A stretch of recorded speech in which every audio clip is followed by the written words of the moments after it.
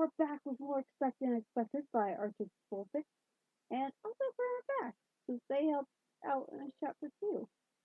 We are currently on chapter 74, and if you want to follow along, which I really do highly recommend, chapter link is in the description below as always. So, let's get started. Chapter 74, Full Circle. Jeremy watched Ruby go, a mix of emotion boiling underneath the surface. He wanted to feel sorry for her, but he didn't get past his anger at the injustice. He walked into the main area a few minutes later, not wasting any time waddling in Springtrap beside the field of the building. He didn't even bother collecting the gasoline or the remains of the taser. He didn't look up at any of the occupants, but he wasn't exactly hiding distress in his movement. Case in point, he shoved his jacket into his duffel bag with a little more force than normal. He winced and jumped as someone unknowingly poked his injured shoulder, thankfully in the back. Ow! Meg looked startled but waved at his face with a questioning look. Her optics went down for a moment as she pointed at the wound in his shoulder with a worried frown. What happened? Freddie asked wearily. You were gone for a while. And where's Hedy? Why is your hair sticking up? Teddy asked soon after. Jeremy ignored them for a moment, looking around for his water bottle as a distraction. Ruby was going to tell them anyway. Wait, are you leaving? Toby wondered. What happened, lad? Buck snapped, not pleased the former night guard wasn't answering them. Jeremy threw his water bottle into his bag and straightened sharply. I tried to kill Springtrap, and almost killed myself because of our stupid building, he shouted at the ceiling, letting his frustration out and stirring the animatronics. Puffet opened his box and looked at Jeremy in confusion and surprise. Goldie stared in shock, and not a little horror. That made her feel bad. Ask Ruby. I'm sure she'll be more than happy to tear into me with you. Goodbye. I hope Ruby wins for your sake. But I'm done. Tell Ruby I'll be at her house packing. Jeremy's path at the door was suddenly cut off by a wool yellow. He glanced up at the suit. Are you hurt? Goldie asked quietly. I just tried to kill your friend. Don't play it nice. Jeremy answered stiffly. Any fear he had was faded, even though he half expected them to attack him. But he didn't care. He wasn't trying to avoid them. He knew they must hate him, and he was resigned to that fact. He was done trying to pretend like he had any power. He wanted to leave Ruby's hero devices and apologize to Hedy when his head was clearer. He probably was in no condition to drive, but he'd call a taxi outside if he had to. Goldie flinched back and looked away. I didn't ask you to try and save Spring, she said quietly. None of us did. None of us really believe that he's still in there. We know what it feels like to be possessed, and it felt like I lost a bit of myself after every time it happened. That was only one night a week. He's had Spring permanently, but she wouldn't be Ruby if she didn't try and save him. Even if she doesn't think he's there either, she just won't say it out loud, but she'd never forgive herself if she didn't try and help him. It would kill her, Bonnie said quietly, if she didn't try. There were nods of agreement all around among the originals. She'll win, Foxy all but growled. She's bloody playing with him. If she needed to, she could incapacitate him in one night. She won't, though, because she's too selfless to leave someone to suffer. Jerry looked at the fox for a long moment. You may be right, he huffed. Sorry to leave you the aftermath, but it'd be worse if I'm still here when review's done with it tonight. She hates my guts. Keep an eye on Hedy for me. Ruby said things she might regret later. He's not in a great place right now, and I don't want to make things worse between them. The toys of the original sprouted that, concerned over the girls. You really should at least check that he's alright, Goldie suggested simply. Ruby won't go for confrontation straight after a fight. She sulks for a while first. He might be her big brother, though. Jeremy paused, looking towards the door. His bag felt heavier as the strap dug into his shoulder. He didn't really want to admit it, but the bear suit was right. He should at least talk to his sister instead of leaving without a word, especially after that. Grudgingly, he nodded and walked away from the exit, passing Goldie. He sat down on the closest chair, still ready to leave, his bag set down next to his feet. There were just an hour and a half left of the night before Ruby showed up. He could wait. Mabel tapped his shoulder, the good one this time.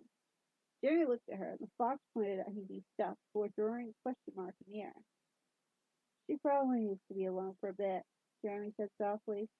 She was very sorry about helping me, and probably doesn't want to face anyone until she has some time to calm herself down. He frowned slightly. Did you see her come through here? No, but we were distracted with the movie, he said. And our game, he added, pointing to a pile of playing cards. They needed things to distract them at night. She's probably in the office, she murmured, after watching to see what direction Maggie was gesturing, since she didn't know much sign language. Jerry nodded slightly, leaning back in his chair and crossing his arms. I'll go get her if she doesn't show up within an hour. He was in the office, just not the main building. She didn't want to go to the main area. She couldn't face Goldie, not not after what she and Jeremy tried to do. Stupid, she said to herself as she fiddled with some wires she could reach without getting out of her chair. The wires hung out of the desk in Father Fright's office and went out through a hole in the wood to connect to the tablet dock. She knew she couldn't actually fix the ventilation until Ruby and Springtrap's game was over. That would count as interfering, but at least she could figure out why it was so buggy so she could fix it later. He sniffed and wiped her eyes with the sleeve of her shirt. She could barely see straight with tears in her eyes, but at least she was alone. Ruby wouldn't come into the office because it was too easy of a dead end to get trapped in, and Springtrap wouldn't waste what precious minutes he had to kill Ruby just to verbally taunt Hedy. He saved her for when he caught her outside the shift, so she was relatively safer now. What was she thinking? Why didn't she stop her brother? She, she was willing to go through with it. She was willing to possibly murder someone. For what? Because she was scared? Pathetic. He gave up trying to sort out the wires and threw them away sharply. You're weak, she whispered to herself as she sobbed. She's a monster. Just like him. Just like he? The small voice startled her. He looked at the ghost. Jimmy, what are you doing here? She said quietly. She could barely stand being in this part of the building. It made her skin crawl and her head ache. She knew it had to be painful for any of the ghosts to be anywhere close to Springtrap. She looked unsure as she just moved closer. We were listening. It's the main room. Jenny said you were hurt. He wanted to shrink away. At the same time, she wanted nothing more than to bring her best childhood friend into a hug and cry. Sorry, Jimmy. I just had a fight with Ruby, that's all. As the others faded to sight after seeing she wasn't upset with them for some reason, he half expected them to launch into a tirade of how much Ruby sucked. But they just looked at her with tired, empty eyes, and for the first time, he realized that her eyes probably looked just like theirs. His surprise after all the stress that week caused. Springtrap sucked the life out of all of them, herself included, bit by bit. Felix was the next to try saying something. You really care what that night guard thinks, don't you? She's my friend, Felix, Hedy said, her voice still soft. She reached out to ruffle his hair, but her fingers drifted through the cold mist. It hurt her hand a little, but it was all she could do. Well, she was. She hates me now. Saying aloud caused a lump in her throat. Jenny sniffled. Did you try getting purple dye for us? Maybe, Hedy answered honestly. I don't know. I just wanted it all to stop. She hung her head. I couldn't think. I was scared, and for a moment, I didn't want to think about Spring or anyone else. Her chest hurt, and she sobbed. I turned it to you. The ghost didn't seem to know how to respond to that. But Frederick tried to speak.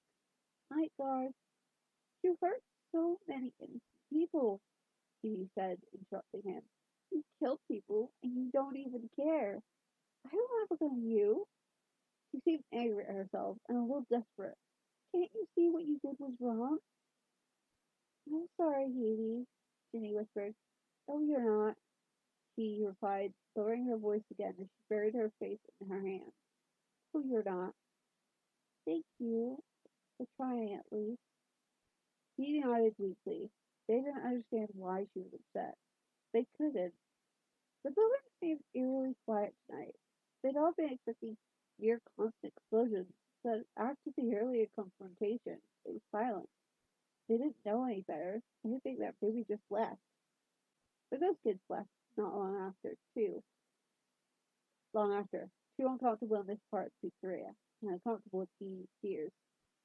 She wasn't alone for very long ago. Hello, Hedwig. A voice drifted into the room.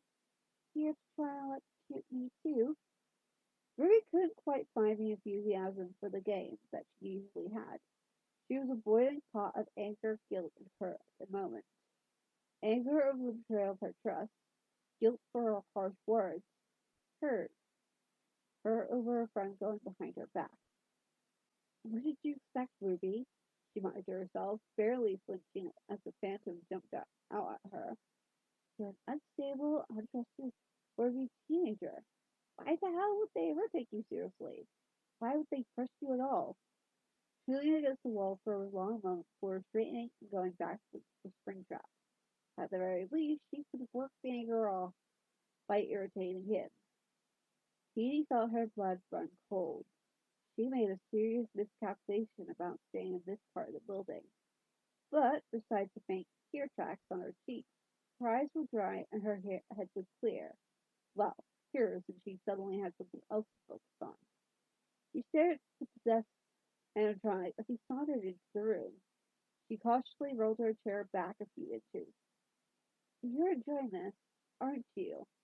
He asked, eyeing how far away Springtrap was from the door. He was in between her and it, and though she knew he could hurt her, she wasn't keen on getting too close to him in order to get out of the room. Of course I am. You messed up, Hedwig. He gave her a predatory smile. Poor little Ruby, too upset to play the game properly. She was so distracted in that argument that I could have killed her so easily. But why would I ruin my entertainment? He was slowly coming closer, that smug grin on his face. He flinched, glaring at him weakly. He was right. She and Jeremy could have gotten Ruby killed, distracting her like that. Just then he noticed something in his hand. A rusty metal pipe, jagged and sharp from where it was torn away from the building. You're wasting your time messing with me. Here I was thinking you wanted to win this awful game. Sarcasm dripped from her lips as she forced herself to stare him down. Fear was churning in her stomach, but she ignored it. He couldn't hurt her. Ah, but I wanted to test something. You see, I think Ruby made a massive mistake, even bigger than yours. And now, he chuckled, you're going to pay for it. He stopped right in front of her and leaned in close. Aren't you curious, Hedwig? He reached out and caught her chin, like he did earlier that night, but now she was alone with him. No bots yet between them. Or have you already figured out, and you're just denying it? He liked to imagine she would have literally bit his hands down to the bone if he was a person. However, she was frozen, her fingers gripping the wheels of her chair like a lifeline. Don't, her voice cracked as she was forced to stare eye to eye with him.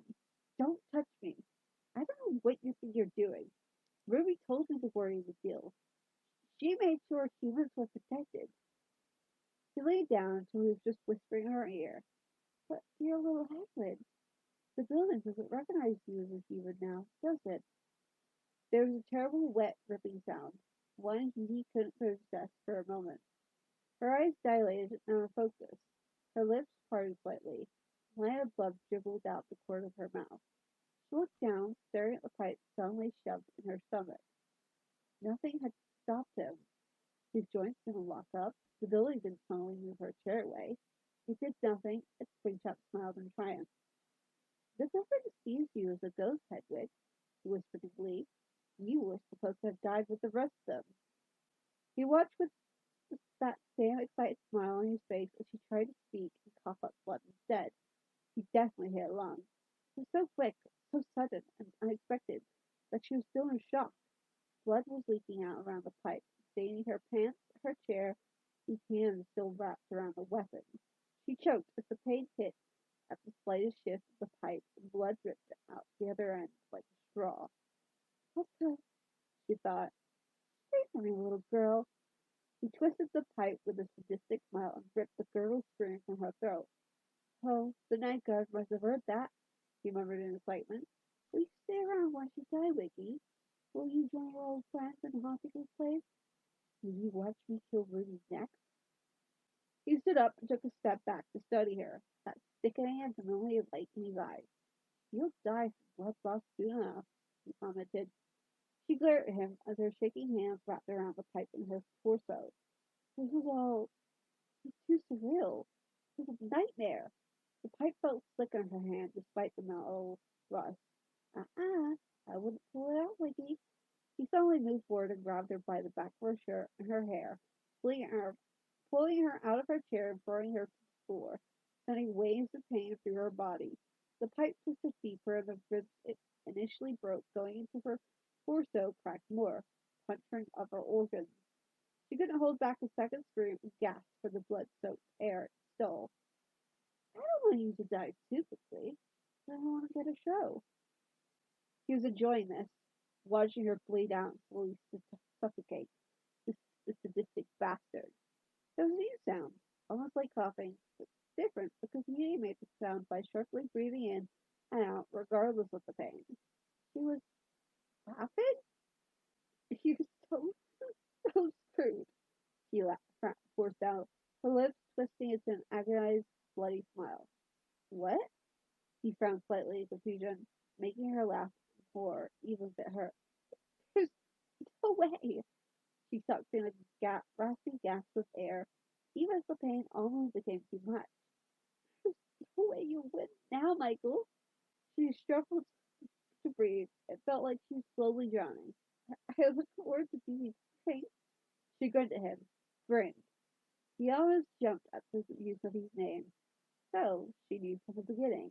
It's sad to think that she'd forgotten that little detail along with most of her early childhood. Solutions for blood loss already now, aren't we? He moved to stand over her. He cruelly kicked the pipe with his foot, making Hedy cry out. She He forced another breath, even though it probably tore wide a hole in her lungs. More blood in her mouth was her reward. She was crazy. Aren't you?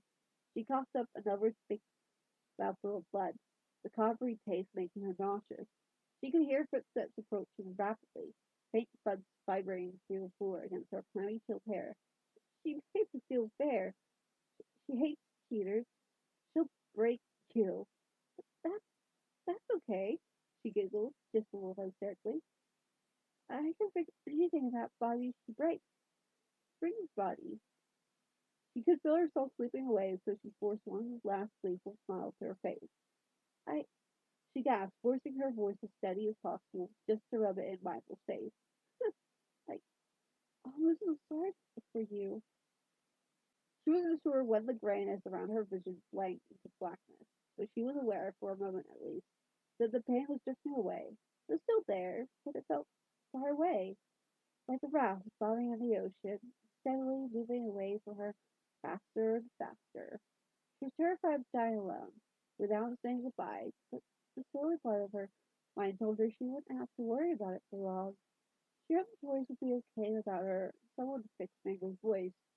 She hoped Jeremy would go home and make sure her niece and nephew didn't forget her. They were pretty young. Above all, she dearly hoped Ruby didn't blame herself. It's funny how far these come out when you don't have any time left to consider them. Ruby sprinted into the room as the clock chimed 6.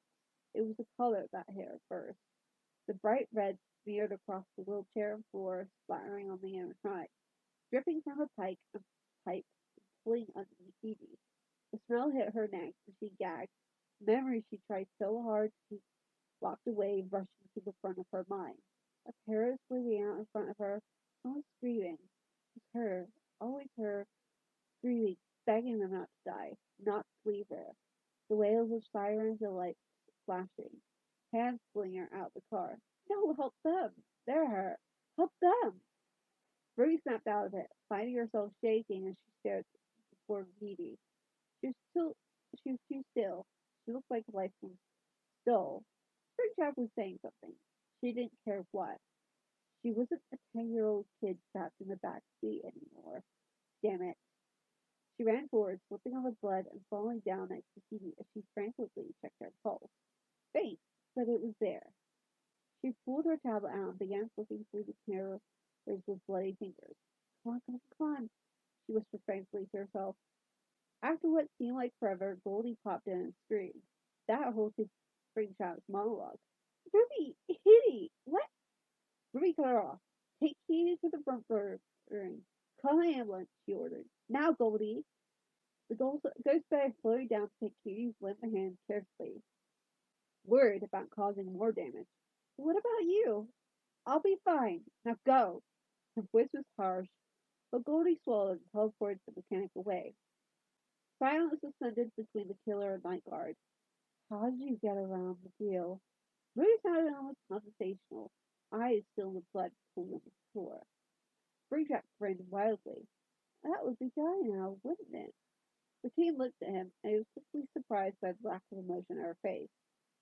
You made a big mistake tonight, she murmured, turning her gaze back to the bloody floor. I want to make sure you regret it. Oh? And how do you plan to do that? She looked up again and smiled. Twisted, pained expression that sent a shiver down his spine. Now, that would be telling, wouldn't it? The group in the front room had been surprised when Goldie abruptly disappeared. They were even more surprised when she reappeared shakily, holding He's bloody hand. Nagel let out a horrified crackle. Jeremy! Goldie yelled at the verge of tears. Hedy, she... Her voice cracked and she sobbed. We need an ambulance. Jeremy's gut twisted in anguish as he tried to process what he was looking at. He choked, falling to his knees beside his little sister as he scrambled to his home, his instincts taking over. Pressed his jacket around the pipes, trying to staunch the bleeding, but he used both hands. He didn't react to the painful pressure and continued to bleed out, her face being pale and gray as blood dripped out of her mouth. Worst of all, her short gray eyes were half open, staring blankly at the ceiling. Nagel saw them and recoiled in terror, acting on instinct as she placed her hand over Heath's eyes, and she gripped her other arm, both shaking as panic tears pooled. Hold this down, hard, with both hands. Put more pressure than you think you need, Jeremy ordered, grabbing the fur or plastic or whatever was closest. Then, then immediately turned to bark into the phone. He wasn't sure what he said. Everything sounded like a blur of noise. He was aware of the sound of sirens, crying, someone with a TV operated voice telling him to remain calm. Ruby appearing in the doorway. Ruby appearing in the doorway. There was an emptiness in her eye. That was all that stood out. He couldn't focus on anything else besides the Hedy and the blood slicking across his hand. Everything dissolved into chaos after that. Chaos that Ruby walked into. Thought it snatches of what was going on. Goldie was holding a jacket to Hedy's wound and vanishing at the sound of sirens, blood staining her ghostly fur. Jeremy taking her place, kissing Hedy's forehead and begging her to hold on. The original forcing the frantic and yelling voice from the room just before the paramedics arrived. She waved off the paramedics with a vague reassurance that it wasn't her blood. Let's put your hands and pants in. She watched the ambulance drive away with both siblings and glanced back into the room with a thought. The original was grim and looked worried at her, the toy's devastated expression. Nagel was collapsed against the wall in the hallway, just outside the room, sobbing with sheep, crying in her arms as Toby sat beside them, ears harshly pulled over his face with each hand as he cried. Teddy covered his face, just standing next to them as he silently trembled. Puppet lurked at the doorway with a blank mask for a face. Wow, how? Foxy asked in a gentle voice. He was the fastest and the one that woke up most often after possession to blood-staining claws and fur. He could handle the sight better than the others. even when it was someone he knew. Better than Freddy, he was rapidly collecting himself and shoving the emotions behind a practical mindset. Better than Bonnie and Chica, who were shaken by the sight but too used to blood to break down. Far better than the toys who hadn't been exposed to it as they were, who hadn't seen someone they knew and liked die. Springtrap, Ruby answered in an even, emotionless voice. Got around the deal somehow. Silence descended until a team started heading toward the door. Ruby, Bonnie trailed off as she waved her hand. But please clean up, Freddie suggested sternly, making her pause. Silently, she changed directions towards the bathroom. She was gone from Pete Street 10 minutes later without another word. Do you think I'll be okay? Chica whispered. Freddie glanced at her. Chica. Chica shook her head. I know Hedy will. She has to. She said it firmly, clearly in denial, daring him to argue, even after all that blood. So much blood.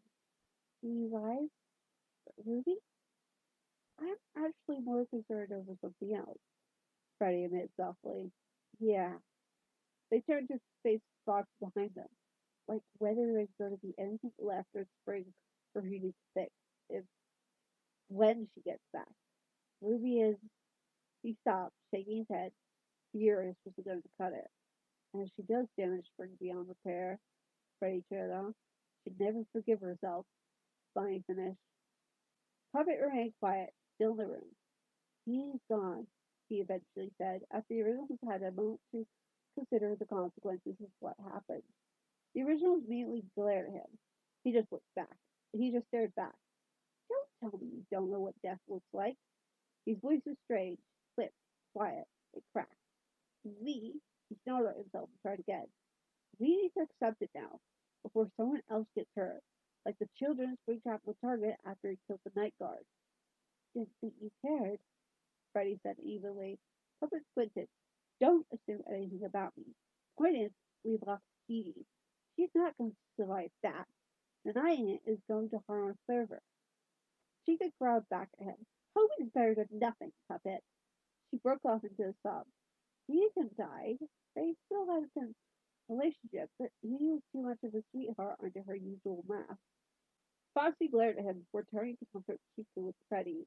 Puppet stared for a minute before pushing off the wall and turning to walk out the room. Ruby won't let him get away with this, Bonnie suddenly spoke up, making Puppet pause. She went easy on all of us.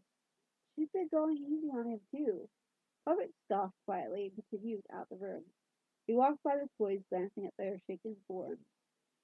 He got a couple steps past before he stifled a grunt and turned around, crouching in front of them. They were too shaken to tell him to go away. Mangles let out a weak growl, but there was nothing behind it. Puppet, she sniffled. Yes, he betrayed them, hurting Mangles what seemed like ages ago, but in the end, he was still the second one ever there for them. Puppet was quiet for a minute. He'll pay for this, he promised. Mangles snarled. Who cares? Toby snapped, brownish oily tears streaking his blue paint. Who cares anymore? I just want Edie to come back. Puppet blinked. Do you, she whimpered, do you think Edie will be okay? Puppet hesitated. His face was hard to read as always. Yes, he said eventually. She'll be fine. She's too stubborn to die. I think you know this better than most. She let out a whimper-like laugh. Remember when she hung you upside down from the rafters? She thought back to the warehouse. Puppet hummed as Toby cried more and laughed. By my feet. Oh, that was Puppet talking. By my feet, he muttered. Then she just taunted us by reading fairy tales over the loudspeaker. Then he whispered, I think that's when she decided Teddy was my nickname. Megan's eyes glowed, freeing her hand from the cheese so she could sigh, slow enough for them to follow. Then she stayed behind to right help me right after I tried to kill her, but hurt myself. Toby went. You did slam it that door really hard. I heard it from the ground level. Too stubborn to die. That's something she and the night guard have in common, Puppet said, distaste into his voice, but he stifled it. She'll be fine. They nodded, and the tearful, nostalgic moment faded. Puppet stayed for a minute longer before he stood up. I'll be back. Don't follow me. She glared at Mangle, knowing she was the most likely to. Do not. Mangle glared back, but nodded, glancing down the hallway. Puppet went to fast her fright, ignoring the humility. She lightly dragged his claw-like fingers across the wallpaper, tearing bits off. Springtrap was waiting for him, grinning.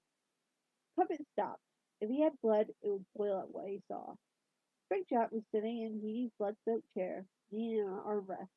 He was clearly still too big for it, but Spring always had a smaller frame than the others, a being designed to be worn solely in Spring was just lighter.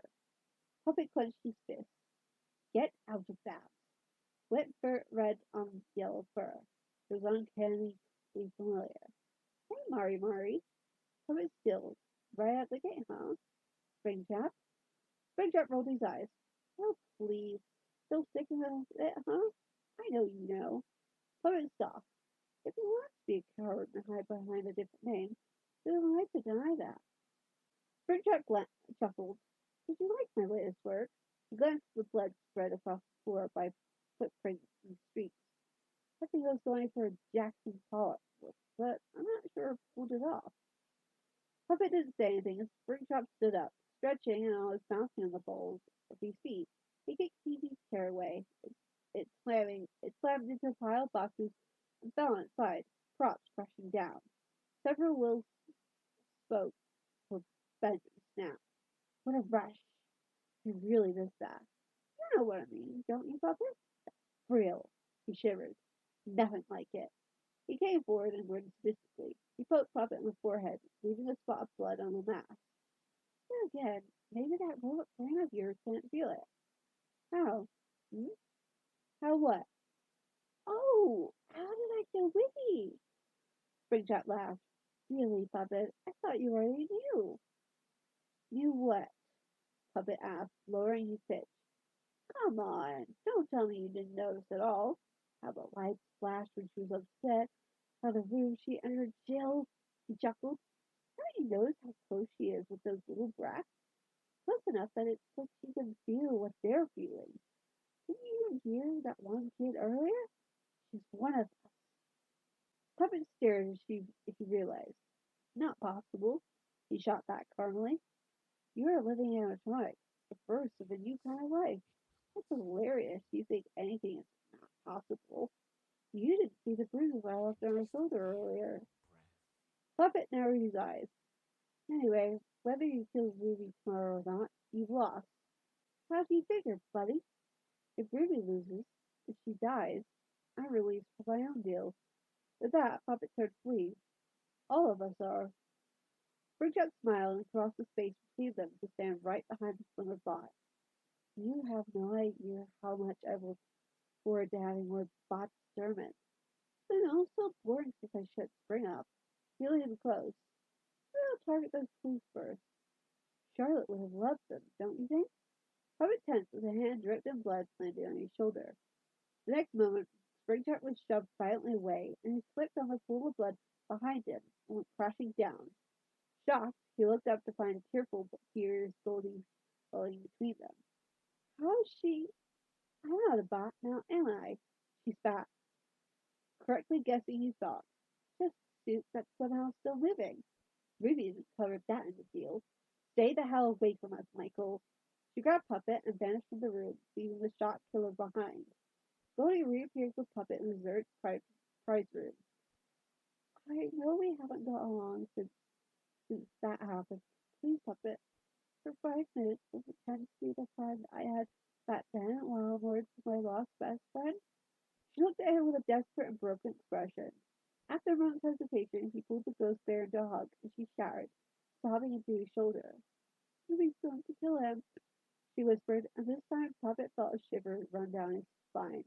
The original said essentially the same thing, but Golden's voice contained a certain amount of resignation and dread, and suddenly made him worry about night 6 in a new way. The anxiety of waiting for the nightly verbal torment seemed like nothing now. And that's the end of chapter 74. So I hope you enjoyed. If you did, go leave a like on this video, but leave a review for the author, because, they wrote this, not me. So, book girls, we're done here. Before you do go, be sure to subscribe. subscribe. Upload new videos every Friday and Saturday. And I'll see you guys tomorrow with the next chapter of City of the Mind.